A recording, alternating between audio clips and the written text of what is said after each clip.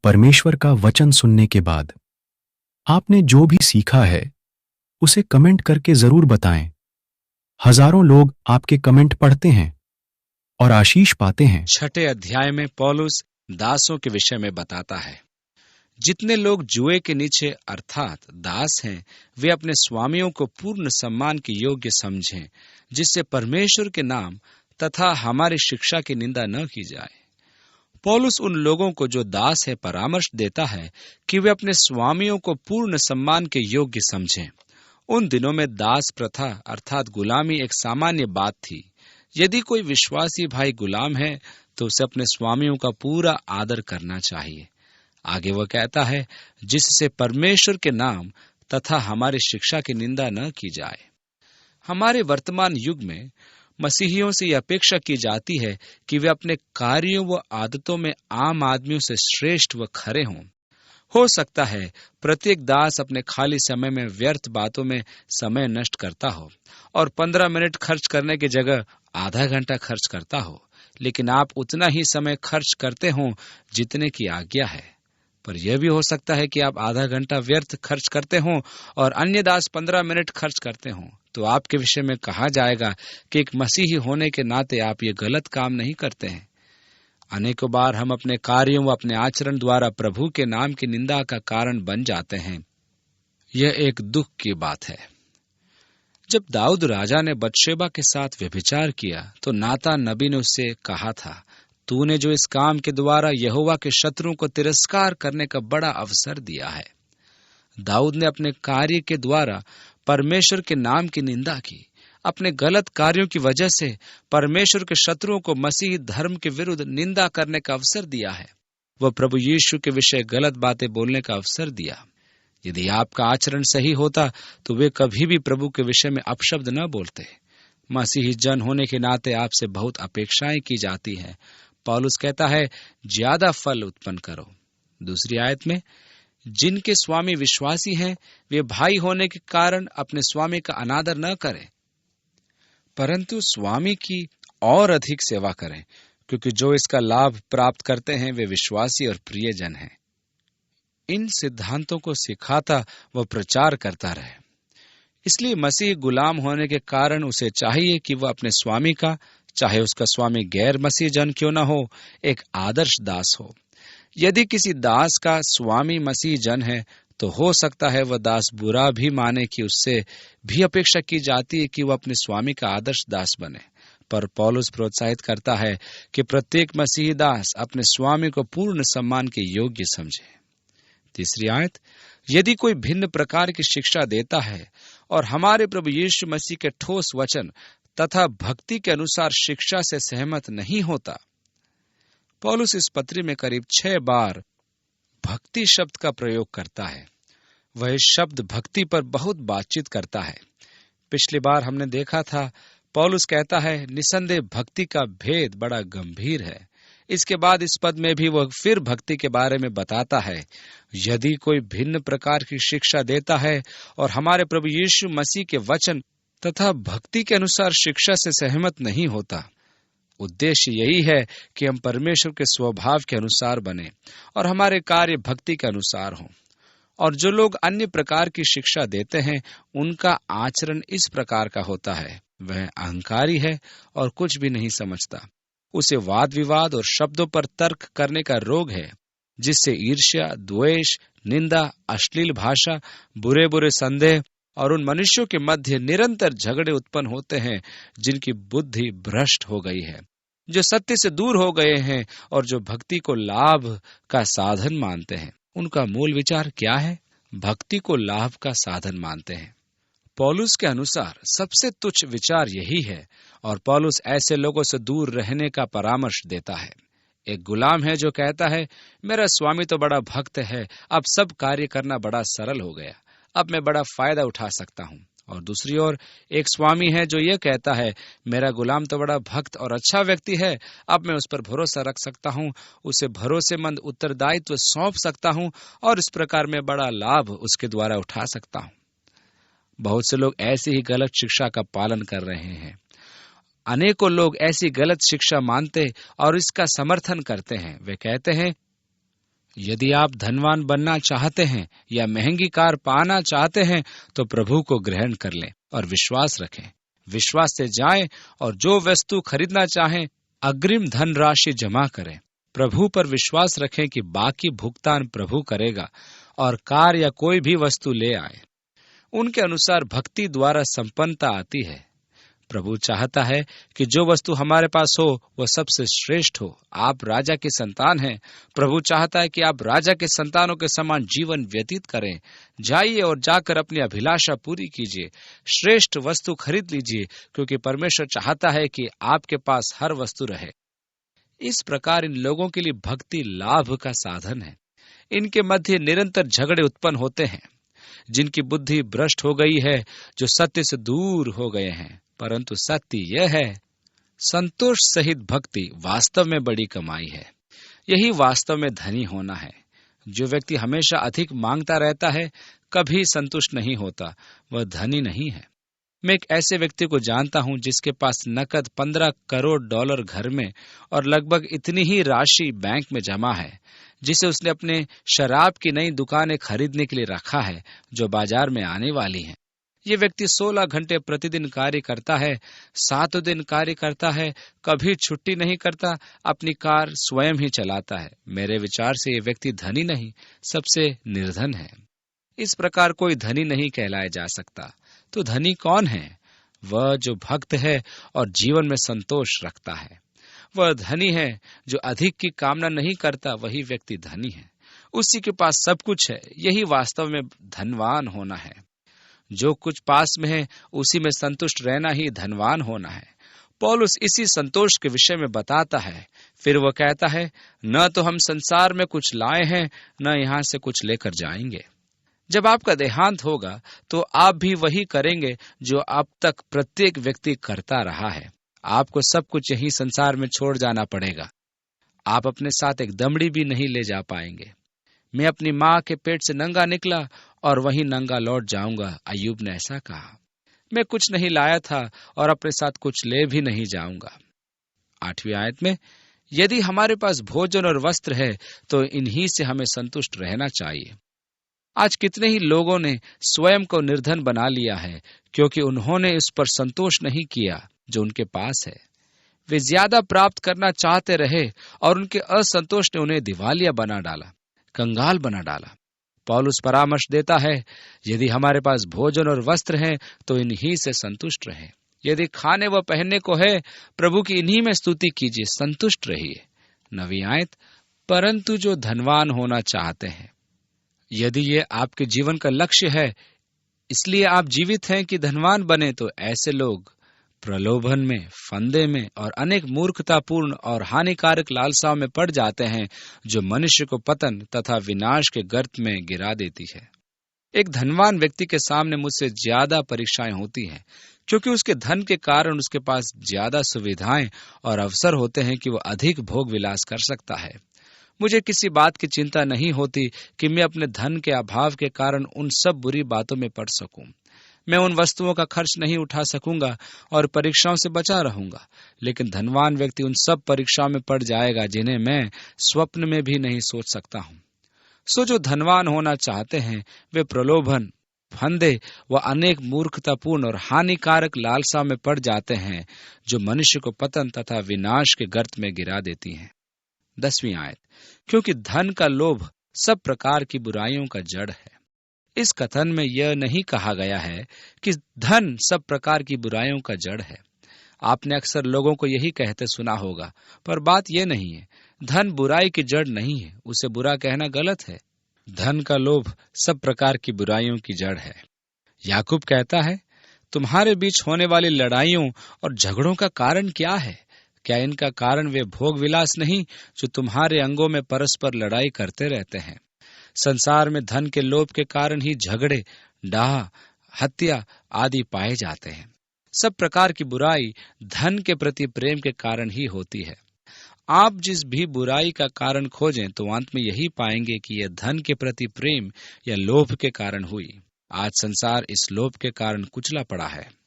आज संसार की समस्या यह नहीं है कि प्राकृतिक संपदा समाप्त हो गई है या जनसंख्या वृद्धि हो गई है। लोगों के पास रहने को स्थान नहीं या खाद्य की समस्या है, पर समस्या यह है कि प्रचुर मात्रा में धन व्यय किया जा रहा है। पिछले वर्ष संपूर्ण विश्व में भारी मात्रा में धन युद्ध सामग्री खरीदने में व्यय किया गया। क्या कभी कृषि पर भी खर्च किया गया? यदि कृषि उत्पादन पर खर्च किया गया होता तो आज संसार की 2/3 जनसंख्या भूखमरी का शिकार न होती। सबके पास प्रचुर मात्रा में भोजन सामग्री होती। क्या यह सही बात नहीं कि हम ज्यादा उत्पादन कर सकते हैं? क्या यह सही बात नहीं कि एक बड़ा भूभाग उपजाऊ है जहां फसल उगाई जा सकती है? आज मनुष्य भ्रष्ट हो गया है, लालची व लोभी हो गया है। फसल उगाने से बेहतर बम बनाना समझता है। आज धन का लोभ सब प्रकार की बुराइयों की जड़ बन गया है। यदि धन का लोभ न होता तो आज नशीले पदार्थों की समस्या न होती। इस ड्रग्स की समस्या के पीछे कारण क्या है? ड्रग्स की स्मगलिंग के पीछे कारण क्या है? इन सब समस्याओं का कारण है, जी हाँ, कारण है धन का लोभ या धन के प्रति मानव का मोह। यदि धन का लोभ संसार में न होता तो वेश्यावृत्ति भी आज न होती। क्या यह वेश्यावृत्ति धन कमाने के लिए नहीं की जाती? जरा सोचें, यदि धन का मोह लोगों में न पाया जाता तो कितनी ही बुराइयां संसार से दूर हो जाती। धन का लोभ सब प्रकार की बुराइयों की जड़ है। आगे लिखा है, कुछ लोगों ने इसकी लालसा में विश्वास से भटककर अपने आप को अनेक दुखों से छलनी बना डाला है। यहाँ बड़ा रोचक विचार पाया जाता है, क्योंकि जिस असत्य पर लोग विश्वास रखते हैं वह इसके ठीक विपरीत होता है। एक सामान्य भ्रम जो संसार में पाया जाता है वह यह है कि यदि मेरे पास प्रचुर मात्रा में धन हो तो मैं सुखी रह सकता हूँ। पौलुस कहता है, जो धनवान हैं और कहते हैं उन्होंने धन पा लिया है, वे सत्य से भटक गए हैं और अपने आप को उन्होंने अनेक दुखों से छलनी बना लिया है। ये कैसी रोचक बात है कि मैंने अति धनवान व्यक्तियों को देखा जो धनवान होने के साथ साथ सबसे अधिक दुखी मनुष्य भी थे। क्या ये रोचक बात नहीं है? एक बार मुझे इन्हीं लोगों ने खाने पर बुलाया। फिर वे अपनी दुख भरी अकेलेपन की कहानी सुनाने लगे। एक व्यक्ति ने मुझे बताया कि वह दुखी है कि कोई उसे प्यार नहीं करता। सारी स्त्रियां उस पर गिरी पड़ती थीं और वह कहता था कि मैं नहीं जानता कि वो मुझसे प्यार करती भी हैं या नहीं। उसने 3 स्त्रियों से अब तक विवाह किया है जिन्होंने उसे काफी दुख पहुंचाया है और अब वह बड़ी विपत्ति में पड़ा है। अंतिम स्त्री ने उसे छोड़ दिया है और कोर्ट में उसे काफी पैसा देना पड़ा। अन्य स्त्रियां भी उसे छोड़ देने का विचार कर रही हैं। वह भी छोड़ देना चाहता है। वह उसके साथ 6 माह रहा और उसे छोड़ दिया। उसने बताया कि वह नहीं जानता कि वे उसे प्यार करती हैं या नहीं। कैसे दुख की बात है कि वह व्यक्ति सच्चा प्रेम नहीं जानता। कैसे दुख की बात है। यह व्यक्ति बड़ा धनवान था, वह नहीं जानता था कि कोई उससे प्यार करता भी है कि नहीं।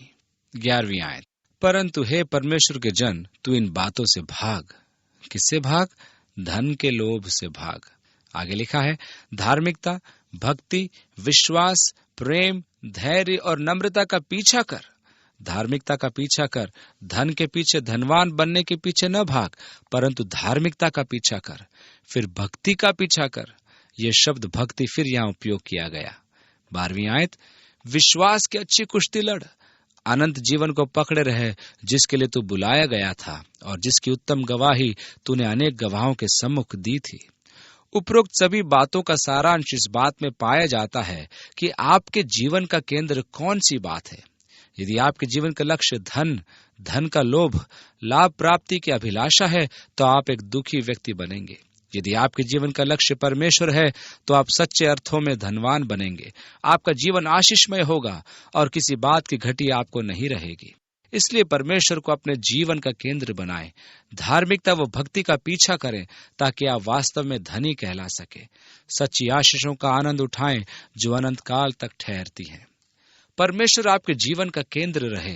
यही संतोष प्रिय जीवन है, यही सुखी जीवन है, यही धनी जीवन है और यही भरपूरी का जीवन है। 13वीं आयत, मैं सबके जीवनदाता परमेश्वर और मसीह यीशु की उपस्थिति में, जिसने पुन्तियुस पिलातुस के सम्मुख उत्तम साक्षी दी, तुझको ये दृढ़ आज्ञा देता हूँ। पिलातुस ने यीशु को बुलवाया और उससे पूछा, क्या तू यहूदियों का राजा है? यीशु ने उत्तर दिया, तू ठीक कहता है कि मैं राजा हूँ। मैंने इसीलिए जन्म लिया और इसीलिए संसार में आया हूं कि सत्य का साक्षी दूं। ये पिलातुस के सामने उत्तम साक्षी था, इसलिए यह एक दृढ़ आज्ञा है, मैं तुझे परमेश्वर की उपस्थिति में और यीशु की उपस्थिति में यह आज्ञा देता हूं। 14वीं आयत, कि हमारे प्रभु यीशु मसीह के प्रकट होने तक इस आज्ञा का निष्कलंक व निर्दोष रूप से पालन कर। उसने उन्हें यह आज्ञा दी थी। वही क्या आज्ञा थी? परमेश्वर के अपने जीवन का केंद्र या आधार बनाना, धार्मिकता और भक्ति का पीछा करना, इन्हीं आज्ञाओं का उस समय तक पालन करना जब तक प्रभु यीशु दोबारा न आए। परमेश्वर को अपने हृदय और जीवन में मुख्य स्थान देते रहना। प्रभु यीशु ने इस संबंध में क्या कहा था? यीशु ने कहा था, तुम पहले परमेश्वर के राज्य और उसकी धार्मिकता की खोज में लगे रहो तो ये सब वस्तुएं तुम्हें दे दी जाएंगी। मनुष्य का जीवन दो बातों पर निर्भर होता है। पहला, मनुष्य का संबंध परमेश्वर के साथ, और दूसरा, मनुष्यों का संबंध दूसरे मनुष्यों के साथ। यदि आपका संबंध परमेश्वर के साथ ठीक नहीं है तो आपका संबंध मनुष्य के साथ भी ठीक नहीं होगा, वह बिगड़ा हुआ रहेगा। आज संसार की दशा यही है। आज लोग अच्छा संतुलित जीवन व्यतीत करने का प्रयास कर रहे हैं, दूसरों के साथ अच्छा संबंध रखने का प्रयत्न कर रहे हैं, पर असमर्थ है। मनोवैज्ञानिकों के पास जाकर हजारों रुपया खर्च कर रहे हैं ताकि संतुलित जीवन शैली व्यतीत करना सीख सके। जीवन असंतुलित रहने का कारण क्या है? इसका कारण यह है कि परमेश्वर के साथ आपका संबंध संतुलित नहीं है। परमेश्वर आपके जीवन का केंद्र नहीं है। यही कारण है कि आपका मनुष्य के साथ भी संबंध बिगड़ा हुआ है। पौलुस एक अद्भुत परामर्श तीमुथियुस को देता है। वह कहता है, पहले परमेश्वर को अपने जीवन का केंद्र बनाए एवं भक्ति और धार्मिकता को अपने जीवन में स्थान दे। वह कहता है, मैं परमेश्वर की उपस्थिति में तुझे आज्ञा देता हूं कि यीशु के आने तक इस आज्ञा का पालन कर। यदि तेरे जीवन का केंद्र उचित होगा और यदि तेरा संबंध परमेश्वर के साथ सही होगा, तब तू धनवान होगा, क्योंकि इससे तेरे जीवन के अन्य संबंधों पर प्रभाव पड़ेगा। वे सारे संबंध केवल तभी ठीक रहेंगे जबकि तेरा संबंध परमेश्वर के साथ ठीक रहेगा। तेरा संबंध शैतान के साथ भी ठीक रहेगा। तू हर बार शैतान को परास्त कर देगा क्योंकि तेरा संबंध परमेश्वर के साथ ठीक है। तेरा संबंध तेरी धन संपत्ति के साथ भी ठीक रहेगा क्योंकि तू जान लेगा कि वह तुझे परमेश्वर की ओर से प्राप्त हुई है और तू बुद्धिमानी के साथ उसका उपयोग करेगा। तेरा संबंध तेरे पड़ोसियों के साथ भी ठीक रहेगा। तू उनके साथ प्रेम से रहेगा, अपनी वस्तुओं में दूसरों को हिस्सेदार बनाएगा और उदार बनेगा। जब परमेश्वर के साथ संबंध ठीक होगा तो मनुष्य के साथ भी संबंध ठीक हो जाएगा। अर्थात तेरे अपने संबंधों को परमेश्वर के अनुग्रह से सुधार कर सकेगा, लेकिन तू कभी भी परमेश्वर के साथ अपने संबंध को सुधारे बिना मनुष्य के साथ अपना संबंध सुधार नहीं सकेगा। यदि तू प्रयास करेगा भी तो असफल रहेगा। इसलिए सबसे पहले परमेश्वर के राज्य और उसकी धार्मिकता की खोज में रहें तो ये वस्तुएं तुम्हें दे दी जाएंगी। इसलिए पौलुस तीमुथियुस पर दबाव डालकर कहता है कि परमेश्वर के साथ अपना जीवन सही बना, परमेश्वर को अपने जीवन का केंद्र बना, भक्ति और धार्मिकता का पीछा कर जब तक कि प्रभु न आ जाए। आगे की आयतों में, जिसे वह उचित समय पर प्रकट करेगा, वह जो परम धन्य है और एकमात्र सम्राट, राजाओं का राजा और प्रभुओं का प्रभु, जो अमरता का एकमात्र अधिकारी है और अगम्य ज्योति में निवास करता है, जिसे किसी मनुष्य ने न तो देखा है और न देख सकता है, उसी का सम्मान और प्रभुत्व अनंत काल तक होता रहे। आमीन। जब प्रभु यीशु दोबारा आएगा तो वह ही प्रकट करेगा कि कौन है जो सत्य और एकमात्र परमेश्वर है, जो परम धन्य है, एकमात्र सम्राट है, राजाओं का राजा है, प्रभुओं का प्रभु है, जो अमरता का एकमात्र अधिकारी है और जो अगम्य ज्योति में निवास करता है, जिसे किसी मनुष्य ने न तो देखा है और न देख सकता है। यूहन्ना प्रथम अध्याय में हम पढ़ते हैं कि परमेश्वर को किसी ने कभी नहीं देखा, परमेश्वर का इकलौता जो पिता की गोद में है, उसी ने उसे प्रकट किया है। यीशु ही प्रकट करेगा कि एकमात्र सच्चा परमेश्वर कौन है। इसलिए धन दौलत सच्चा परमेश्वर नहीं है, वे सब झूठे परमेश्वर हैं। पर फिर भी हजारों लोगों का परमेश्वर यही धन दौलत समझा जाता है। अनेकों लोग आज धन की पूजा करते हैं, यह उनके जीवन का केंद्र व लक्ष्य बना हुआ है। धन को अपने जीवन का केंद्र बनाने के लिए आपको धनी बनने की आवश्यकता नहीं। धन की पूजा गरीब लोगों में अधिक प्रचलित है क्योंकि वे समझते हैं कि उनकी प्रत्येक समस्या का समाधान धन द्वारा हो सकता है। यह धन सच्चा परमेश्वर नहीं, ये झूठा परमेश्वर है। जब यीशु दोबारा आएगा तो वही सच्चे परमेश्वर को प्रकट करेगा, जो एकमात्र सम्राट है, राजाओं का राजा है और प्रभुओं का प्रभु है। 17वीं आयत, जो इस वर्तमान संसार में धनवान हैं, उन्हें आदेश दे कि वे अहंकारी न बने और अनिश्चित धन पर नहीं परंतु परमेश्वर पर आशा रखें। अब पौलुस सारी बातें इस विषय पर करता है कि आपके जीवन का परमेश्वर कौन है। यह आपके जीवन का महत्वपूर्ण प्रश्न है कि क्या धन आपका परमेश्वर है? क्या धन की अभिलाषा आपका जीवन है, या आप सच्चे व जीवित परमेश्वर की सेवा करने वाले जीवन जी रहे हैं? वो तीमुथियुस को परामर्श देता है कि उन धनवानों को आदेश दे जो धन के घमंड में चूर हैं कि वे चंचल धन पर भरोसा न रखें, पर जीवित परमेश्वर पर भरोसा रखें, क्योंकि धन तो नष्ट हो जाने वाली वस्तु है। 17वीं आयत, जो हमारे सुख के लिए सब कुछ बहुतायत से देता है। मैं ये पद बहुत पसंद करता हूँ। परमेश्वर हमारे सुख के लिए सब कुछ बहुतायत से देता है ताकि हम आनंद मनाएं। संसार का सारा धन भी उस रोमांच को खरीद नहीं सकता जो समुद्र के किनारे बैठकर ढलते सूरज को देखकर प्राप्त होता है। जो आनंद आकाश के टिमटिमाते सितारों को देखकर प्राप्त होता है, क्या वह धन खरीदा जा सकता है? और शांत व प्राकृतिक सौंदर्य के बीच परमेश्वर से वार्तालाप करने में कितना आनंद आता है। ये सब कुछ परमेश्वर ने हमें बहुतायत से दिया है। जंगलों के मध्य चलना फिरना, पक्षियों की चहचहाट सुनना, सुंदर झरने, ये सब हमारे आनंद के लिए परमेश्वर ने हमें दिए हैं। परमेश्वर चाहता है कि हम जीवन में आनंदित रहें। वह चाहता है कि हमारे जीवन में भरपूरी के साथ आनंद पाया जाए। उसने आपको अपनी आज्ञाएं दी है ताकि आप उनका पालन करें और आनंद की भरपूरी पाएं। परंतु हम मनुष्यों के साथ समस्या यह है कि हम प्राय परमेश्वर की बातों से सहमत नहीं होते। अक्सर हम सोचते हैं कि परमेश्वर ने ऐसे नियम बना दिए हैं जो हमारे लिए बाधाएं उत्पन्न करती हैं और हमें आनंद देने वाली बातों का उपयोग करने से रोकती हैं। इस प्रकार हम अपने आप को परमेश्वर के नियमों का उल्लंघन करने वाले पाते हैं और कहने लगते हैं कि हे परमेश्वर, तू भला नहीं है, क्योंकि तू मुझे उन बातों को करने के लिए मना करता है जिनमें मुझे आनंद आता है। इस प्रकार हम परमेश्वर की आज्ञाओं और नियमों का अनादर करते हैं और उन नियमों को अपने लिए दुख व पीड़ा पहुंचाने वाली बातें समझने लगते हैं। लेकिन हकीकत कुछ और ही है। परमेश्वर ने जो नियम हमें दिए हैं वे हमारी भलाई व सुखी जीवन के लिए दिए गए हैं। पवित्र शास्त्र में पहले भजन में लिखा है, क्या ही धन्य है वह पुरुष जो दुष्टों की युक्ति पर नहीं चलता और न पापियों के मार्ग में खड़ा होता और न ठट्ठा करने वालों की मंडली में बैठता है, परंतु वो तो यहोवा की व्यवस्था से प्रसन्न रहता और उसकी व्यवस्था पर रात दिन ध्यान किया रहता है। वह उस वृक्ष के समान है जो बहती नालियों के किनारे लगाया गया हो और अपने ऋतु में फलता है और जिसके पत्ते कभी मुरझाते नहीं। इसलिए जो कुछ वो पुरुष करे वह सफल होता है।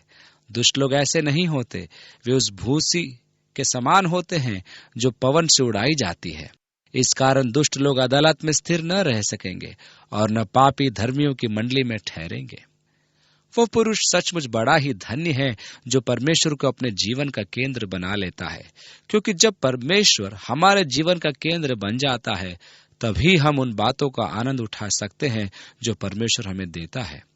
तभी भरपूरी के साथ हम सुख प्राप्त कर सकते हैं, क्योंकि परमेश्वर हमारे सुख के लिए सब कुछ बहुतायत से देता है। इसलिए हे तीमुथियुस, वर्तमान संसार में जो धनवान हैं उन्हें आदेश दे कि वे भले कार्य करें, भले कार्यों में धनी बने, दानशील और उदार हों। उन्हें आवश्यकता में पड़े लोगों से संपर्क करना चाहिए और उनकी हर संभव सहायता करनी चाहिए। 19वीं आयत, वे अपने लिए ऐसा धन संचय करें जो भविष्य के लिए अच्छी नींव बन जाए, जिससे वे उसको पकड़ लें जो वास्तव में जीवन है। प्रभु यीशु मसीह ने एक दृष्टांत सुसमाचार में दिया है जिसे समझना मनुष्यों के लिए एक समस्या रहा है। वह दृष्टांत एक ऐसे भंडारी के बारे में है जिसे एहसास होने लगा था कि उसका स्वामी उससे हर बात का लेखा लेने वाला है। तब वह भंडारी सोचने लगा कि अब उसे क्या करना चाहिए। मेरा स्वामी तो भंडारी का कार्य मुझसे छीन रहा है। मुझ में इतनी शक्ति नहीं कि गड्ढे खोद सकूं। भीख मांगने से मुझे लज्जा आती है। मैं समझ गया कि मैं क्या करूंगा, जिससे कि जब मैं अपने काम से निकाला जाऊं तो लोग अपने घरों में मेरा स्वागत करें। तब उसने अपने स्वामी के प्रत्येक देनदार को बुलाया और पहले देनदार से पूछा, तुझ पर मेरे स्वामी का कितना ऋण है? उसने जवाब दिया, 3,000 लीटर तेल। उसने कहा, ले अपना बही खाता और शीघ्र बैठकर 1,500 लिख। इसके बाद उसने दूसरे को बुलाया और पूछा, तुझे कितना ऋण है?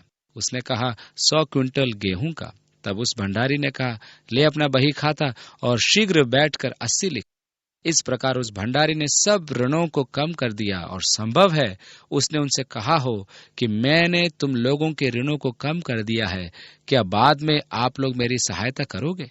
हम यहाँ देखते हैं कि यह भंडारी अपनी वर्तमान स्थिति या पद का लाभ उठाता है और भविष्य का प्रबंध करता है। वो भंडारी जानता था कि अब तो वह थोड़े ही दिन का मेहमान है, काम से निकाल दिया जाएगा और अपने वर्तमान पद पर नहीं बना रहेगा कि अपने भविष्य के लिए कुछ कर सके। इसलिए क्यों ना अपने भविष्य को इसी समय सुरक्षित कर ले। प्रभु यीशु ने अधर्मी भंडारी की तारीफ की। यहीं से ये दृष्टांत समझने में कठिन बन जाता है। प्रभु उस भंडारी की प्रशंसा करता है। वह भंडारी तो ताड़ना देने या दंडित करने के योग्य था, उसे तो जेल में डाल देना चाहिए था, पर यीशु उसकी तारीफ करता है और कहता है, इस युग के पुत्र अपने जैसे लोगों के साथ व्यवहार करने में ज्योति के पुत्रों से अधिक चतुर है। मैं तुमसे कहता हूं कि अधर्म के धन से अपने लिए मित्र बना लो, ताकि जब तुम मर जाओ तो तुम अनंत निवासों में जा सको। प्रभु यीशु ने जब ये दृष्टांत पेश किया तो उनके कहने का तात्पर्य क्या था? तात्पर्य यह था कि अभी हमारे पास समय है कि हम स्वर्ग में अपने लिए धन जमा कर सकें। हमारे पास सदा ही ऐसा अवसर नहीं रहेगा। वह दिन आने वाला है जब हमारी मृत्यु हो जाएगी। मरने के बाद हमारे पास अवसर नहीं रहेगा कि हम स्वर्ग में अपना धन जमा कर सके। यह अवसर केवल तभी तक हमारे पास है जब तक हम इस संसार में हैं। प्रभु यीशु ने कहा, अधर्म के धन का सदुपयोग करो। क्या आप जानते हैं कि आपके धन दौलत और डॉलर की स्वर्ग में कोई कीमत नहीं? इसका इसी संसार में अधिक महत्व नहीं है, पर स्वर्ग में तो बिल्कुल ही महत्व नहीं है।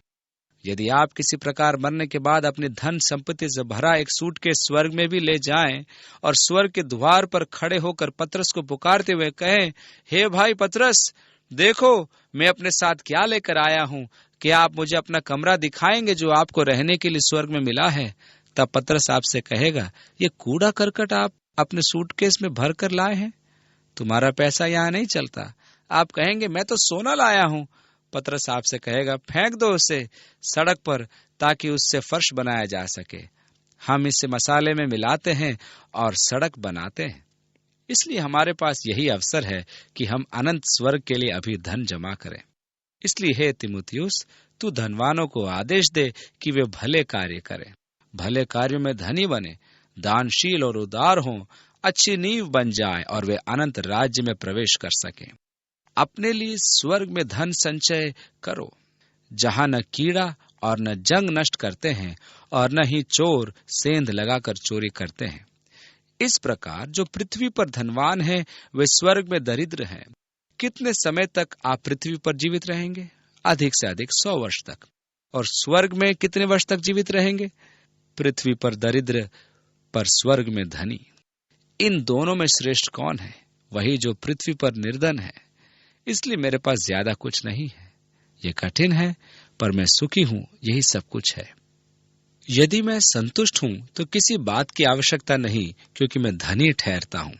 इससे बढ़कर मेरे लिए स्वर्गीय संपत्ति है। मैं अनंत काल के लिए धनी बन जाता हूं। वर्षों पहले जब मेरे सामने प्रश्न आया कि मैं डॉक्टर बनूं या प्रचारक बनूं, और बड़ा संघर्ष करता रहा कि मैं कहां अपना धन पाऊं, इस जगत में पाऊं या अनंत में, तो मुझे ये उचित जान पड़ा कि अनंत के लिए मुझे धनी बनना चाहिए, न कि थोड़े समय के लिए। मुझे स्वर्ग में धन संचय करना उत्तम जान पड़ा, जहां मैं अनंत काल तक सुखी रह सकता हूं। इस संसार का धन तो केवल बेचैनी, पीड़ा व दुख ही लाता है। सच्चा धन यही है। 20वीं आयत, हे तीमुथियुस, इस ताथी की रखवाली कर, और जिस ज्ञान को ज्ञान कहना ही भूल है, उसके अशुद्ध बकवाद और विरोध की बातों से परे रहे। क्या आप जानना चाहते हैं कि वह कौन सी बात है जो संसार में आज भूल से महान विज्ञान मानी जाती है? वह है विकासवाद का सिद्धांत। विकासवाद को विज्ञान माना जाता है, पर झूठा विज्ञान है। भूल हो गई है उन लोगों से जो इसे विज्ञान मानते हैं। इस सिद्धांत में थोड़ी सी भी ऐसी सच्चाई नहीं जिसके आधार पर इसे विज्ञान माना जाए। ये वह ज्ञान है जिसे ज्ञान कहना ही भूल है। पौलुस कहता है, हे तीमुथियुस, इससे दूर रहे, ये सब बकवाद की बातें हैं। उसे स्वीकार करके अनेक लोग विश्वास से भटक गए हैं। तुम पर अनुग्रह होता रहे। आइए हम प्रार्थना में सिर झुकाएं। हे पिता, हम आपके परामर्शों के लिए आपका धन्यवाद देते हैं। हमारी मदद कर कि हम इन बातों पर ध्यान दे सकें और अपने जीवनों में प्रभु यीशु मसीह को केंद्र बना सकें। हमारा जीवन भक्तिपूर्ण हो। हे प्रभु, हमें भ्रम से बचाए रख और शैतान के इस झूठ से बचा कि भक्ति लाभ का साधन है। हे परमेश्वर, हम धन पर आशा न रखें, इसे अपने जीवन का लक्ष्य व केंद्र व सबसे बड़ी आवश्यकता न समझें और जानें कि धन का लोभ सब बुराइयों की जड़ है। इसने अनेक लोगों को विश्वास से भटकाकर विनाश के गर्त में डाल दिया है। हे प्रभु, हमें समझ दे कि हम तुझे अपने जीवन में प्रथम स्थान दें। प्रभु यीशु के नाम में आमीन। प्रभु आपको आशीषपूर्ण जीवन प्रदान करे और जो कुछ प्रभु ने आपको दिया है उसका भरपूरी के साथ आनंद उठा सके। प्रभु के संतान होने के नाते जो अनंत काल की आशीष उसने आपको दी है, उसके आनंद को अनुभव करना आरंभ कर सके। प्रभु आपका सहायक रहे कि जो कुछ आपके पास है उसमें संतुष्ट रह सके। प्रभु आपको ऐसे नीले आसमान व बादल दिखाए कि आप उनकी सुंदरता निहार सके। समुद्र के किनारे बैठाकर प्रभु से बातचीत करने का आनंद आप प्राप्त कर सके। और जैसे जैसे आप प्रभु के साथ चलते जाते हैं, आप परिपक्व व सिद्ध बनते जाएं। परमेश्वर आपके जीवन का केंद्र रहे। प्रभु यीशु के नाम में आमीन।